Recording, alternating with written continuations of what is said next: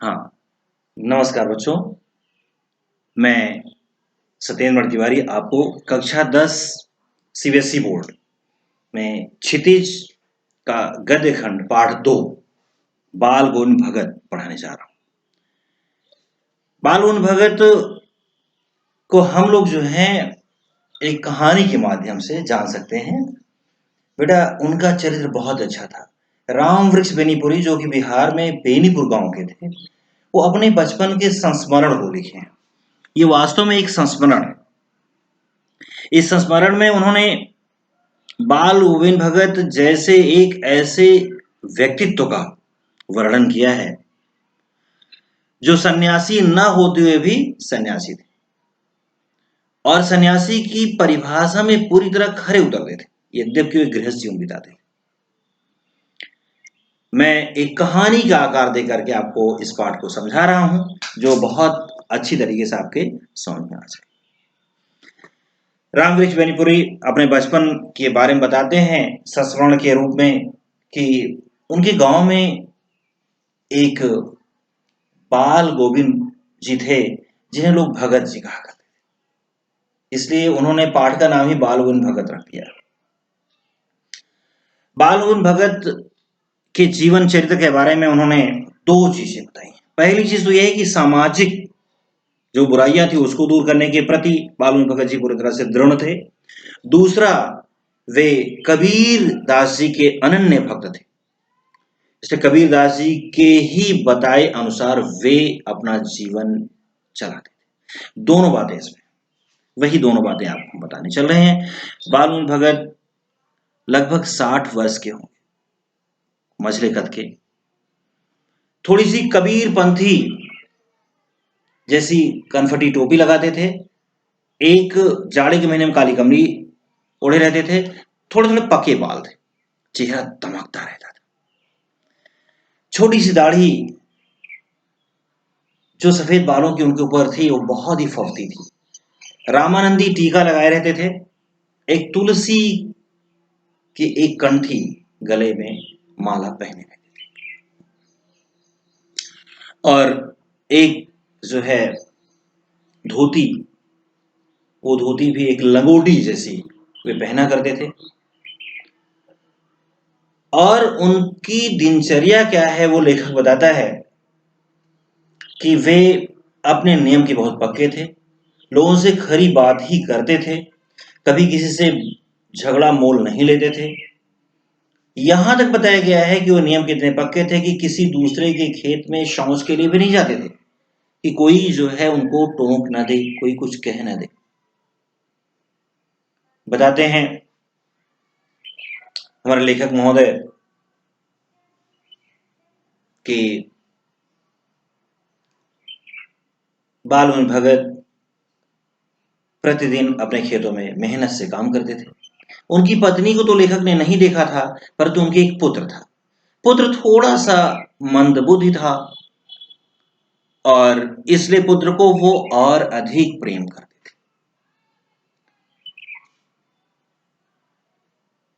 खेत में उनके जो कुछ भी होता था, वे कबीर मठ वहां से करीब 3 मील की दूरी पर, और कुछ लोग बताते हैं 3 कोस की दूरी पर था। कोस का मतलब होता है 2 मील का एक कोस, 1.5 किलोमीटर का 1 मील होता है। तो इस तरह से वे जो भी अनाज होता था वे वहां पर ढोकर ले जाते थे, और कबीर के मठ में वो सब समर्पित कर देते थे। उस प्रसाद के रूप में जो उन्हें वापस मिलता था उसे लेकर के वो पुनः चले आते थे और उसी से अपना गुजारा करते थे। उनकी दिनचर्या क्या थी? आषाढ़ के महीने में धान की रोपाई होती है। धान की रोपाई करते समय संगीत का जादू इस अच्छी तरह से गाया करते थे कि अगल बगल खेतों में काम करने वाले मजदूर और अन्य किसान प्रसन्न हो जाते थे। वे महिलाएं जो धान की रोपाई करती थी, उनकी उंगलियां तेजी से चलने लगती थी, बच्चे थिरकने लगते थे, बच्चे नाचने लगते थे, और लगता था कि उनके स्वर का जादू धरती माता से होकर के और स्वर्ग तक चला जा रहा है। मिट्टी में सने हुए और धान की रोपाई करते हुए बड़े सुंदर लगते थे, बड़े अच्छे लगते थे।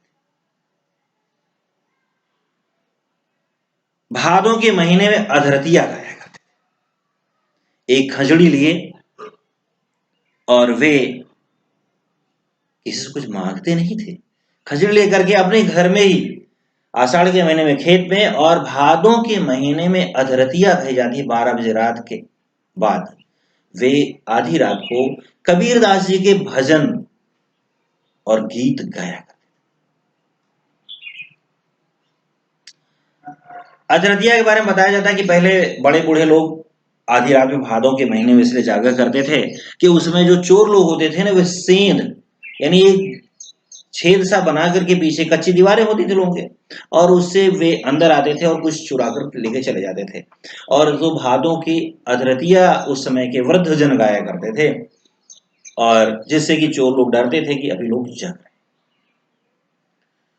कार्तिक का महीना आते ही वे कार्तिक से लेकर के पूरे फाल्गुन महीने तक यानी पूरी ठंडक वे बाहर गांव के जाते थे। एक तालाब था, वहीं शौच क्रिया से नवव्रत वगैरह होते थे, और वहीं से आकर के फिर हाथ पैर धुलकर दातुन वगैरह करके वहां से आकर के प्रातः काल ही भोर में गांव के बाहर एक छोटा सा टीला था, पहाड़ी टाइप, और वहीं पर जाकर के वो बैठ कर वो खचड़ी बजा करके खूब कबीरदास जी के भजन को गाया करते।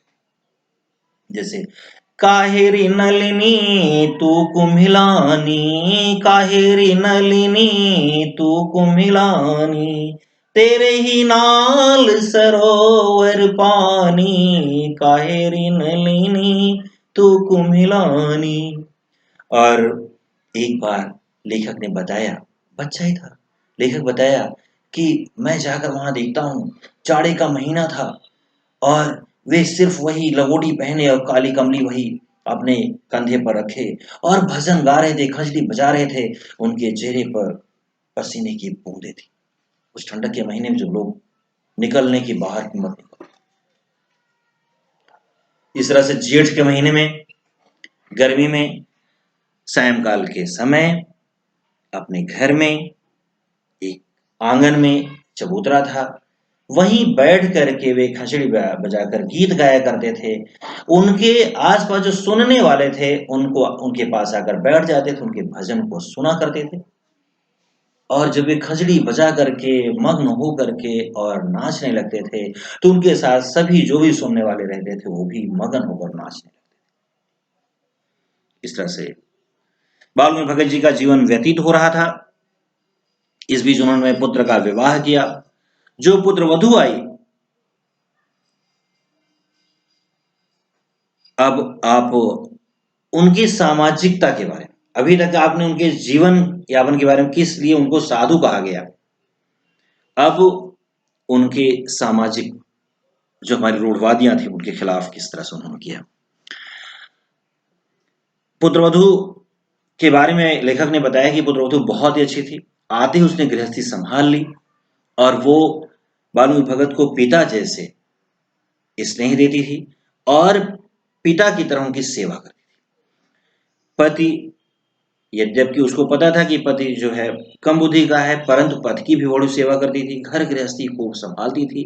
पूरी तरह से उस पुत्रवधू ने घर को संभाल लिया था और वो बालू भगत को भी पिता का सम्मान, बालू भगत भी उसे अपनी बेटी के समान मानते थे।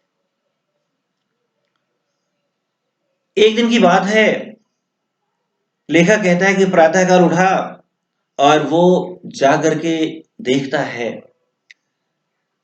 कि बाहर बड़ा शोर सा हो रहा है, लोग भगत के घर की ओर भागे जा रहे हैं। वो भी बचपन था ही। लेखक भी वहां जाकर देखता क्या है, आज बाल गुण भगत के बेटे की मृत्यु हो चुकी है।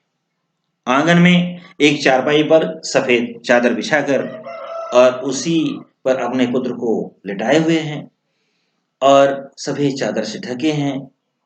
सिरहाने पर तुलसी दल रखा हुआ है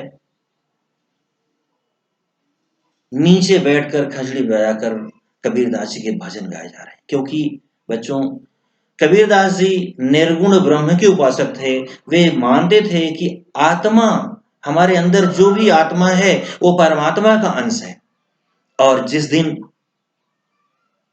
ये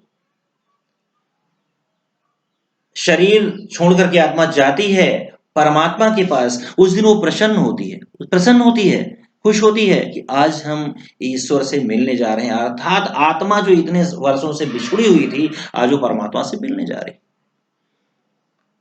सभी कबीरपंथी लोग, कबीरदास जी ही मानते थे और सभी कबीरपंथी लोग भी यही मानते, और हम लोग भी जानते हैं कि हम बोल रहे हैं, सांसें आ रही हैं। आज अगर हमें यहाँ पर जरा सा भी कोई सुई चुभ हुई है तो हमें दर्द होगा, यदि माचिस की तीली चुभाई है तो हमें जलन होगी, दर्द से हम तड़पेंगे। परंतु जब यह आत्मा निकल जाती है तो हमें किसी चीज का आभास नहीं। कहते हैं कि बालूवत जी गाए जा रहे थे खजड़ी बजा करके, आत्मा का परमात्मा से मिलन हो गया है, ये घड़ी दुख की नहीं है, घड़ी सुख की है। और उसके बाद देखते क्या है कि वे अपनी पुत्रवधू को भी शांत करा रहे हैं कि रोइए नहीं, रोने का समय नहीं है, ये तो खुशियां मनाने का समय।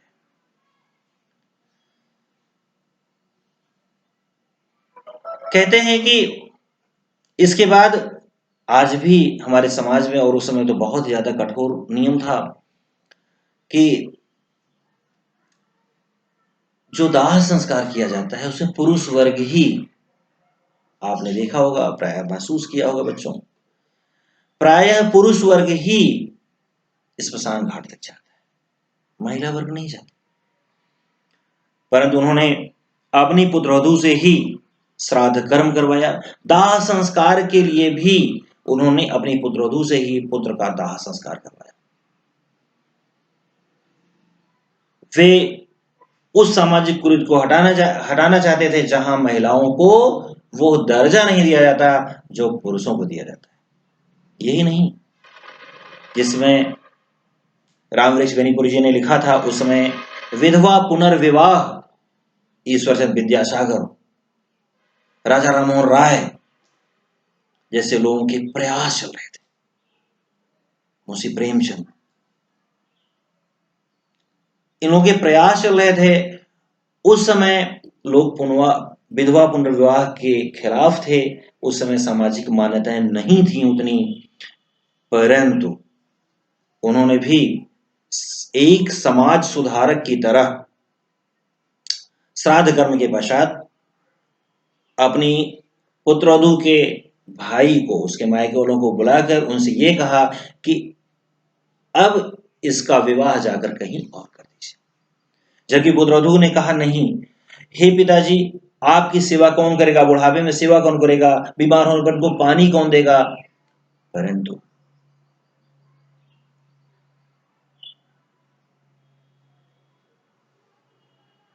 बाल भगत जी बिल्कुल नहीं माने और उन्होंने अपनी पुत्रवधू को उसके मायके वालों के साथ भेज दिया और वो चलिए, न चाहते हुए उसे जाना पड़ा। अब लेखक का यह कहना है कि वे अकेले रह गए घर में, जिस तरह से उनका नियम था उसी नियम का पालन करते हुए अपना जीवन यापन करने लगे।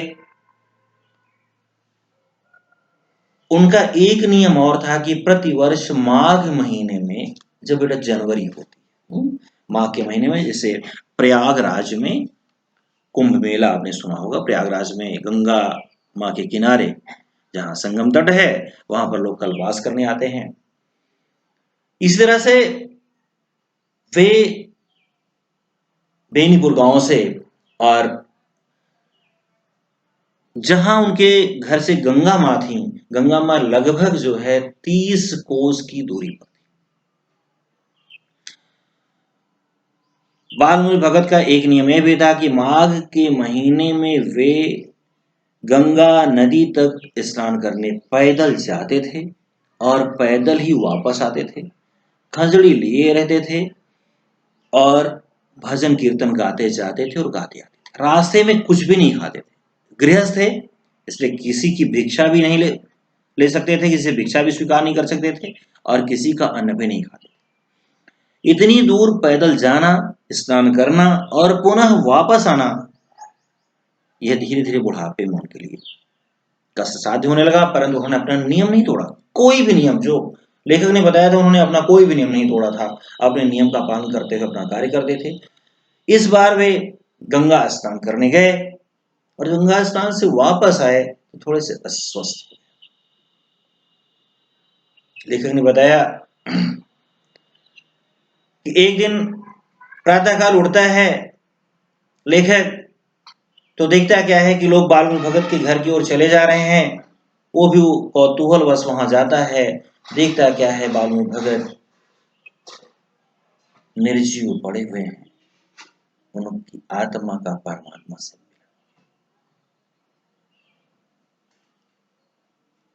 इस तरह से पूरी तरह से साधुवाद में रहते हुए, साधु के रूप में रहते हुए, एक सन्यासी के नियमों का पालन करते हुए, कबीरदास जी के सच्चे शिष्य थे। कबीरदास जी के द्वारा बताए हुए नियमों का पालन करते हुए वे अपना जीवन